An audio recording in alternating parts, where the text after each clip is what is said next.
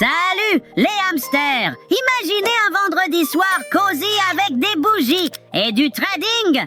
Et en parlant de trading, on entend toujours parler de bougies. Découvrez ce qu'elles sont, leur importance et comment les comprendre dans l'épisode d'aujourd'hui de Hamster Academy.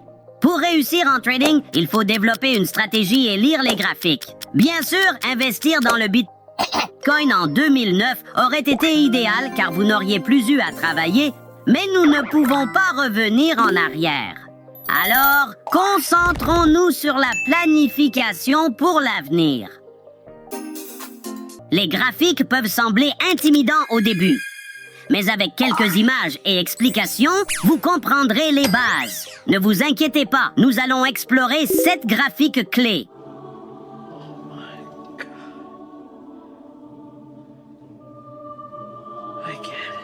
Pourquoi se soucie-t-on des graphiques? Ils sont essentiels pour repérer les meilleures opportunités sur le marché.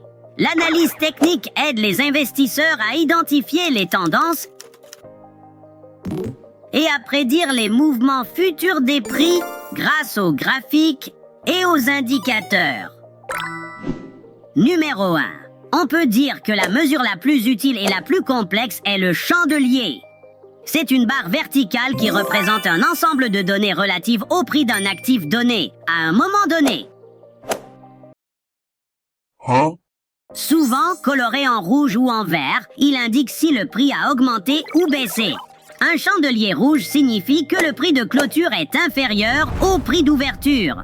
C'est pourquoi certains traders appellent ces chandeliers baissiers ou chandeliers d'avalement baissier. Ensuite, vous avez le chandelier vert, qui indique que le prix de clôture est supérieur au prix d'ouverture. Pris seul, il peut sembler insignifiant. Boring. Mais en combinant plusieurs chandeliers, vous obtenez une vue d'ensemble du marché. Cela permet aux investisseurs de déterminer s'il est temps d'acheter, puisque le prix est susceptible d'augmenter, ou s'ils doivent attendre ou vendre à découvert, puisque le prix est susceptible de baisser. Détaillons les modèles haussiers et baissiers.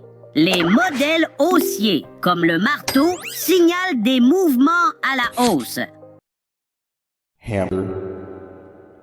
Le marteau, avec une longue mèche inférieure, montre que les acheteurs poussent les prix vers le haut, indiquant une possible inversion de tendance ou une tendance haussière. D'un autre côté, il existe des modèles baissiers qui signalent des mouvements potentiellement à la baisse. Dans cette situation, des formations comme l'étoile filante montrent que les vendeurs prennent le contrôle.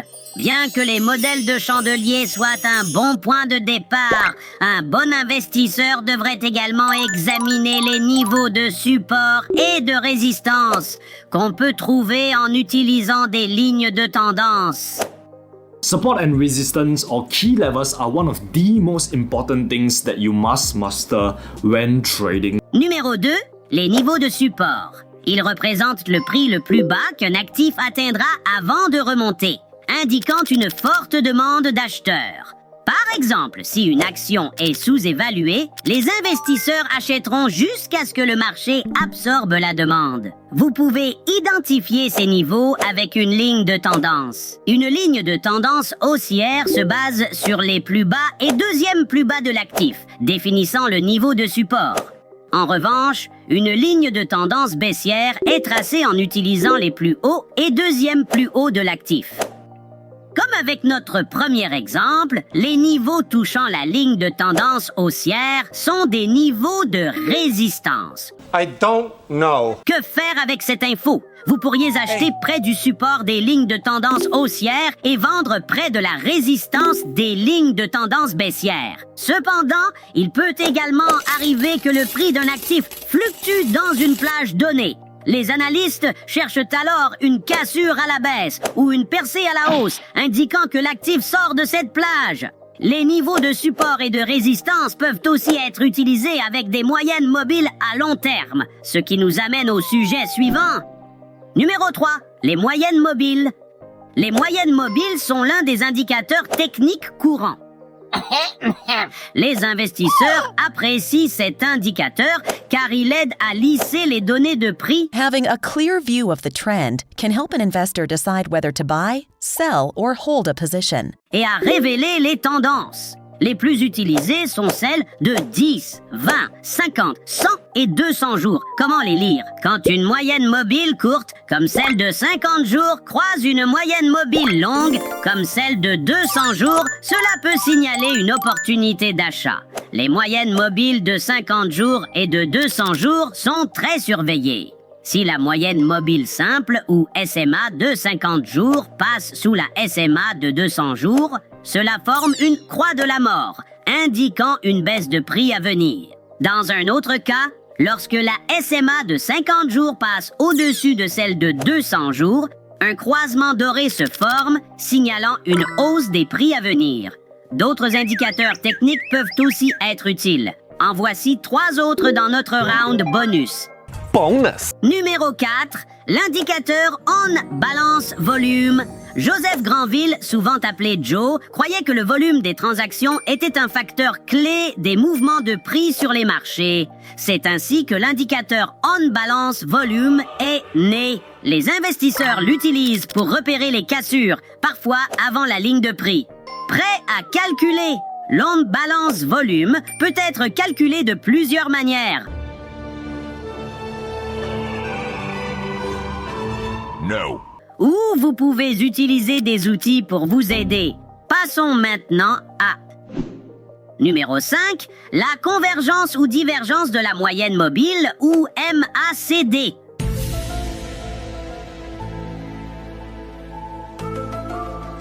La MACD mesure la différence entre les moyennes mobiles exponentielles de 12 et 26 jours pour créer la ligne MACD et identifier les signaux d'achat et de vente. Elle possède aussi une ligne de signal ou moyenne mobile exponentielle à 9 jours. Si la MACD dépasse la ligne de signal, c'est souvent un signal d'achat. Si elle passe en dessous, les investisseurs ont tendance à vendre. Passons maintenant à un indicateur plus avancé. Numéro 6, l'indice de force relative ou RSI. Le RSI est un indicateur de momentum que les investisseurs utilisent pour mesurer si un actif est suracheté ou survendu. C'est un oscillateur allant de 0 à 100. Alors, qu'est-ce qu'il faut observer? I don't know. Un RSI au-dessus de 70 indique que l'actif est suracheté, donc les investisseurs tendent à vendre. En dessous de 30, il est sous-acheté, alors les investisseurs achètent généralement. Là, ça devient un peu plus complexe avec le numéro 7. Les bandes de Bollinger. Elles mesurent la volatilité des mouvements de prix à court terme. Basées sur une moyenne mobile de 20 jours, elles ajoutent ou soustraitent un écart type pour former les bandes. Contrairement aux autres indicateurs, elles montrent surtout la volatilité haute ou basse et doivent être utilisées avec un autre indicateur. Voilà, j'espère que cela vous a été utile. Merci de nous avoir suivis. Abonnez-vous et souvenez-vous, les hamsters sont puissants. Un pour tous et tous pour un.